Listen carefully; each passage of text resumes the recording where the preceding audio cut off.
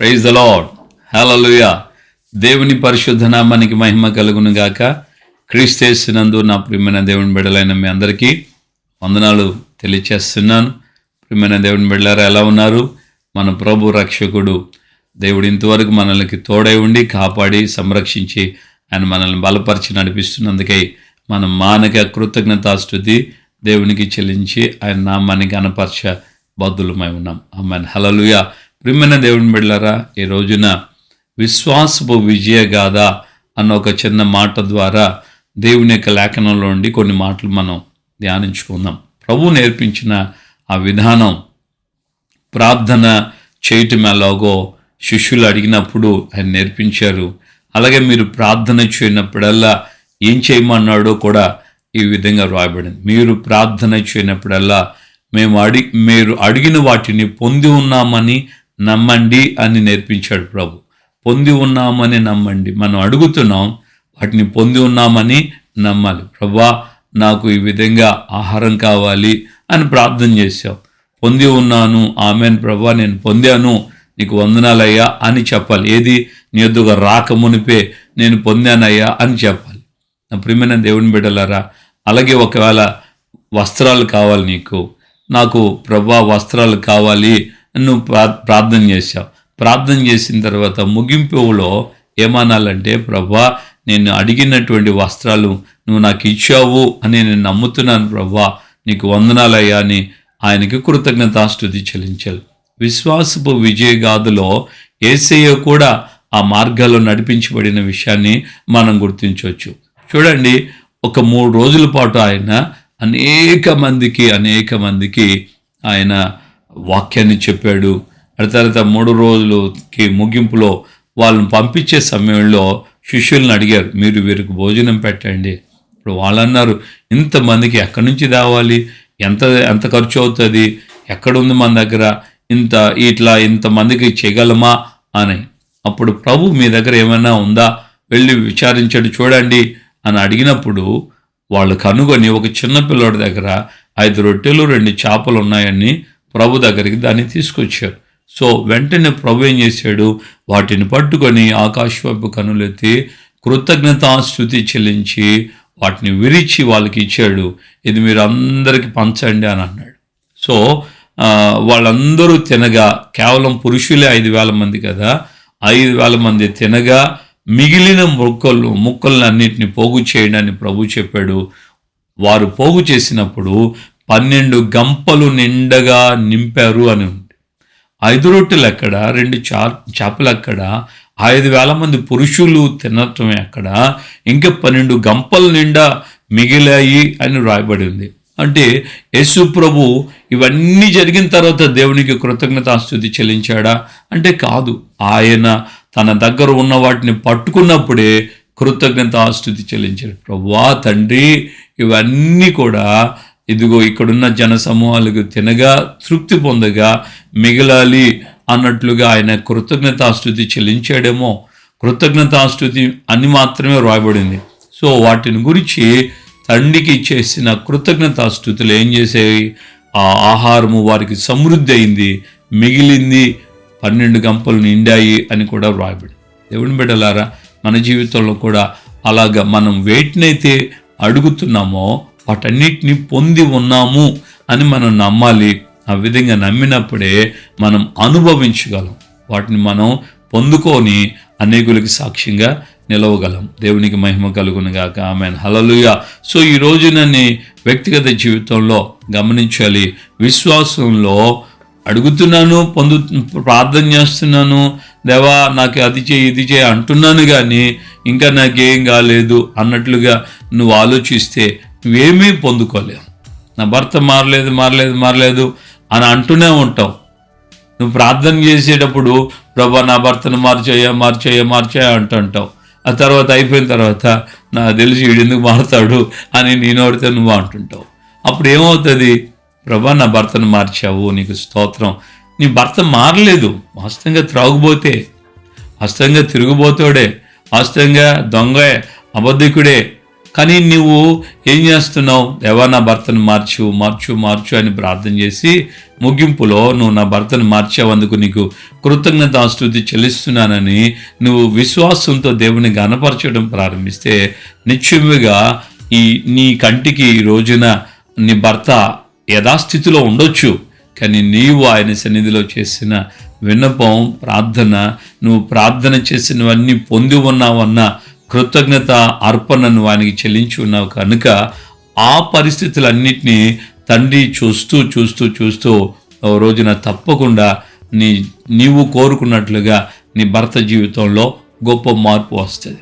నువ్వు ఎవరికో చెప్పి ఎవరినో బతిలాడి ఎవరికో ఆ కాల్ సెంటర్ వాళ్ళకి ఈ కాల్ సెంటర్ వాళ్ళకి ఆ ప్రేయర్ టవర్ వాళ్ళకి ఈ టవర్ వాళ్ళకి వాళ్ళకి వీళ్ళకి వాళ్ళే చేస్తుంటారు, వీళ్ళు చేస్తారు, వీళ్ళైతే ఇంకా నమ్మకంగా చేస్తుంటారు అంటూ వాళ్ళని వీళ్ళని ఉద్దేశించి వాళ్ళకి వీళ్ళకి డబ్బులు పంపి అయ్యా మా కోసం ప్రార్థన చేయండి అని అంటుంటాం.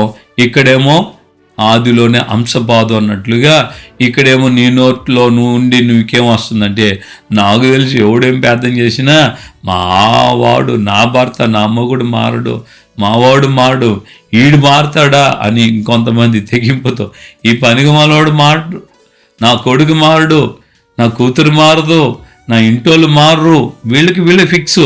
వాళ్ళేమో అక్కడ ఒకవేళ ఎరగబడి ప్రార్థన చేయొద్దని చెయ్యరని నేను అంటం లేదు. ఒకవేళ వాళ్ళు చేసినా ఆదిలోనే అంశపాదు, నువ్వే అడ్డంకి కదా, నీకే విశ్వాసం లేదు కదా. నీకు విశ్వాసం ఉంటే ఎవరికో వెళ్ళి నువ్వెందుకు సహాయం చేయండి అని కోరుకుంటావు, వాళ్ళని ఎందుకు బతిలాడుతావు?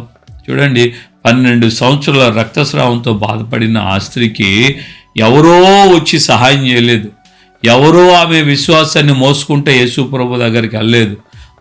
ఆమెకే కలిగింది, ఆమెలోనే విశ్వాసం వచ్చింది, ఆమెలో ఒక నిరీక్షణ కలిగింది. నేను వెనక తట్టుగా వెళ్ళి ఆయన వస్త్రపు చెంగును ముట్టుకుంటే చాలు అన్నటువంటి ఒక తీర్మానం తనకే కలిగింది గనుక ఆమెకే కలిగినటువంటి ఆ తీర్మానాన్ని బట్టి ఆమె స్వస్థత పొందింది. యేసయ్య అన్నాడు కదా, అమ్మా నీ విశ్వాసమే నిన్ను స్వస్థపరిచింది, సమాధానం కలిగింది దానివో ఇంటికి వెళ్ళమ్మా అన్నాడు. మరి ఈ రోజున ఆ విధంగా మనం ఏమైతే అడుగుతున్నామో వాటిని పొంది ఉన్నామన్న నమ్మకం నిశ్చయిత మనకు కలగాలి. గత కాలంలో రష్యాలో ఈ కమ్యూనిజం బాగా పీక్ స్టేజ్లో ఉన్నటువంటి సమయంలో అది యుఎస్ఎస్ఆర్ అని ఉంది. సో ఇవన్నీ కూడా ఈ యొక్క రిపబ్లిక్ కంట్రీస్ అన్నీ కూడా ఒక సోషల్ ఒక యూనిటీగా మారిపోయాయి. సో యునైటెడ్ సంథింగ్ ఉంది, యుఎస్ఎస్ఆర్ అనుకుంటా. సో ఈ యొక్క రిపబ్లిక్ పార్టీ కంపెనీలు అని కంట్రీస్ అన్నీ కూడా ఏకమైపోయి ఒక పెద్ద రాజ్యంగా ఉండేది. ఎలాగా యుఎస్ ఎట్లా ఉందో యుఎస్ఎస్ఆర్ కూడా అట్లాగా ఉండేది. అంటే 2 పెద్ద రాజ్యాలు అవి అప్పట్లో, అటువైపు అమెరికా ఇటువైపు రష్యా. సో అవన్నీ ముక్కలుగా విడిపోయాయి. తర్వాత 90s అనుకుంటాను అవన్నీ ముక్కలుగా ఏ రాజ్యం ఆ రాజ్యానికి విడిపోయింది. సో ఆ టైంలో కమ్యూనిజం బాగా ఉధృతంగా ఉన్నటువంటి ఆ సమయంలో అప్పుడు చైనా చిన్నదే ఆ రష్యా కంటే కూడా. సో అంటే అన్నీ కలిసి ఉన్నటువంటి ఆ సందర్భాన్ని బట్టి చెప్తున్నా. సో ఆ టైంలో క్రైస్తవత్వాన్ని అణిచివేయడానికి కమ్యూనిజం బాగా వ్యతిరేకంగా లేస్తుంది. విశ్వాసంతో ఉన్నటువంటి ఒక కుటుంబంలో ఉన్న యజమానిని తీసుకెళ్ళి జైల్లో పడేశారు. 1 సంవత్సరం అయిపోతుంది దరిదాపుగా. ఆ ఇంట్లో 3 పిల్లలు ఉన్నారు, 4 ఉన్నారు. ఆ జరిగినటువంటి సంభవం, చిన్న అమ్మాయి ఉంది, ఆ అమ్మాయికి 5 సంవత్సరాల వయసు. ఆ అమ్మాయి ఇక బర్త్డే వస్తుంది. ఆ బర్త్డే సందర్భంగా ఆమె యేసయ్యకి ఇలా ప్రార్థన చేసిందట, ప్రభువా మా నాన్నగారు ఉంటే ప్రతి బర్త్డేకి నాకు పెద్ద చాక్లెట్ బార్ తీసుకొచ్చి ఇచ్చేవాడు. ఈ రోజున మా నాన్న మీ నిమిత్తమై స్వార్థ నిమిత్తమై చెరలో వేయబడి ఉన్నాడు, జైల్లో ఉన్నాడు. నాకు ఈరోజు చాక్లెట్ కావాలి, నా బర్త్డే రోజు నువ్వు ఇస్తున్నావు తండ్రి, ఆమెన్ అని చెప్పిందంట. ఇక వాళ్ళ అన్న అక్కలు వీళ్ళందరూ పగలబడి నవ్వుకున్నారంట. ఈ పిల్లకి చూడు, నానేమో జైల్లో ఉంటే అందున కమ్యూనిస్ట్ ప్రభుత్వం, నానేదో వచ్చి ఈ అమ్మాయికి ఏదో చాక్లెట్ బార్ ఇస్తాడు అన్నట్లుగా వాళ్ళందరూ నవ్వుతున్నారు. నవ్వటం ముగించక మునిపే ఈ సంభవం జరిగిన కొంత సమయంలోనే ఒక అతను వచ్చి తలుపు తట్టాడు. తలుపు తట్టి ఆ తలుపు తెరిచిన తర్వాత వాళ్ళకి చాక్లెట్ బార్ వాళ్ళ ఇంట్లో ఇస్తూ, నన్ను ఎవరో తొందర పెట్టారు, నన్ను ఎవరో ప్రేరేపించారు, ఇదిగో ఈ చాక్లెట్ మీకు తీసుకొచ్చి ఇవ్వమని చెప్పి ఈ చాక్లెట్ బార్ కోసం నన్ను ఎవరో ప్రేరేపిస్తున్నారు, ఎవరూ లేరు నాతో, కానీ నాకు ఒకటే ప్రేరేపణ వచ్చింది, ఇదిగో ఇది మీకు ఇస్తున్నానని చెప్పి ఇచ్చి వెళ్ళిపోయాడు. సో వెంటనే ఆ అమ్మాయి దేవునికి చాలా థ్యాంక్స్ చెప్పింది. దేవా నీకు స్తోత్రం అయ్యా, నా చిన్న ప్రార్థన ఆలకించేవాడిని. నవ్విన వాళ్ళందరూ సిగ్గుపడిపోయారు. ప్రియమైన దేవుని బిడ్డలారా, ఈ రోజున మన యొక్క విశ్వాసపు విజయగాథలు మన జీవితంలో కూడా ఉన్నాయా? మనం కూడా విశ్వాసంతో విజయగాథను మనం అనేకులకి ఇన్స్పిరేషన్గా ఉండేటట్లుగా మనం మన జీవితాలను కొనసాగించగలుగుతున్నామా? ప్రార్థన చేసుకుందాం. దేవుని దగ్గర అడుగు. నా జీవితంలో కూడా అటువంటి సాక్ష్యాలు మీరు తెలియచేయండి. అటువంటి సాక్ష్య సంబంధమైన జీవితాన్ని నేను కలిగి ఉండేటట్లుగా ప్రభువా నన్ను కూడా ఒక సాక్షిగా నిలబెట్టండి. నన్ను ప్రార్థన చేసుకో, తప్పకుండా దేవుడు నీకు సహాయం చేస్తాడు. ప్రార్థన చేసుకుందాం. పరిశుద్ధుడైన తండ్రి, మీ పాదాలు స్తోత్రాలు ప్రభువా. ఈ యొక్క నాయన ఉదయకాలం ముందు నాతో మాతో మీరు మాట్లాడి మమ్మల్ని మీరు ధైర్యపరిచారు, బలపరిచారు. అందుకే మీకు కృతజ్ఞతాస్తుతి చెల్లిస్తున్నాను ప్రభువా. విశ్వాసపు విజయగాథలు మీ కాలములో మీరు ఏ విధంగా తండ్రికి కృతజ్ఞతాస్తుతి చెల్లించి ఆ 5 రొట్టెలు 2 చేపలను 5,000 మందికి పైగా పురుషులు తినేటట్లుగా చేశారు. చిన్నలు స్త్రీలు ఈ విధంగా నాయన ఎంతోమంది తిన్నారు ప్రభా. వాళ్ళు తృప్తిగా తిని మిగిలిన ముక్కలన్నీ పోగు చేసినప్పుడు 12 గంపలు నిండాయని మీ లేఖనాలు తేటగా చెప్పాయి. కనుక ఈ రోజున మేము కూడా మా జీవితంలో ఏమైతే మీ దగ్గర ప్రార్థన చేస్తున్నామో, వేటినైతే మీ దగ్గర అడుగుతున్నామో, మేము ప్రార్థన చేసిన వాటన్నిటినీ పొంది ఉన్నామన్న నిశ్చయిత మా జీవితంలో ఉండాలని మీరు మీ ఆత్మ ద్వారా ఈ రోజున నొక్కి చెప్పారు. కనుక ఈ మాటలు విన్న ప్రతి ఒక్కొక్కరు ఆ విధంగా మీ సన్నిధిలో ముందుకు కొనసాగించబడ్డానికి, విశ్వాసంతో నీ బిడ్డలు అయ్యా నడిపించబడ్డానికి, విశ్వాసం ద్వారా సాక్ష్యాలు పొందడానికి సహాయం వచ్చేయండి. ఘనత, మహిమ, ప్రభావాలు మీరు మాత్రమే పొందమని యేసు నామమున ప్రార్థన చేసి పొంది ఉన్నాము తండ్రి. ఆమేన్. మన ప్రభు అయిన యేసుక్రీస్తు కృపయు, తండ్రి అయిన దేవుని ప్రేమ, పరిశుద్ధాత్మిక అన్యోన్య సహవాసం, సమాధానం ఇప్పుడు ఎల్లప్పుడూ సకల పరిశుద్ధులకి మనకును ప్రభు రాకడ పర్యంతం విశ్వాసపు సాక్ష్యపు జీవితాన్ని కలిగి ఉండడానికి దేవుని దగ్గర మనపూర్వకంగా అప్పగించుకుని ప్రార్థనలు ఏకీభవించిన వారందరికీ కృపతోడే ఉండి నడిపించును గాక. Amen, amen, amen. హల్లెలూయా. ప్రభుపేట అందరికీ వందనాలు. నిశ్చయముగా మీరు కూడా మీ సాక్ష్యాలు, మీ అనుభవాల్ని కామెంట్ రూపకంగా యూట్యూబ్లో మీరు రాయండి, లేకుంటే వాట్సాప్లో మీరు పంపించండి. తప్పనిసరిగా మనమందరము కలిసి ఈ విధమైన సాక్ష్యాలని అనేకులకి చెప్దాం. మన జీవితాలు కూడా ఎప్పుడో 1970లో జరిగిన సాక్ష్యాలని మాత్రమే కాదు మనం ఈ రోజున తలంచుకునేది.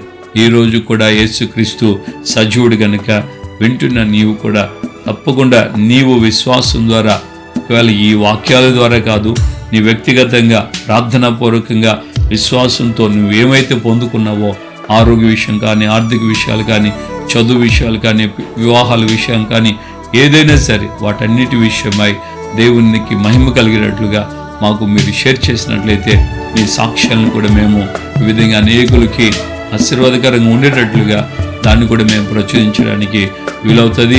ఈ విషయంలో మీరు మనపూర్వకంగా సహాయం చేస్తారని ప్రేమతో కోరుకుంటున్నాను. Praise the Lord. హల్లెలూయా.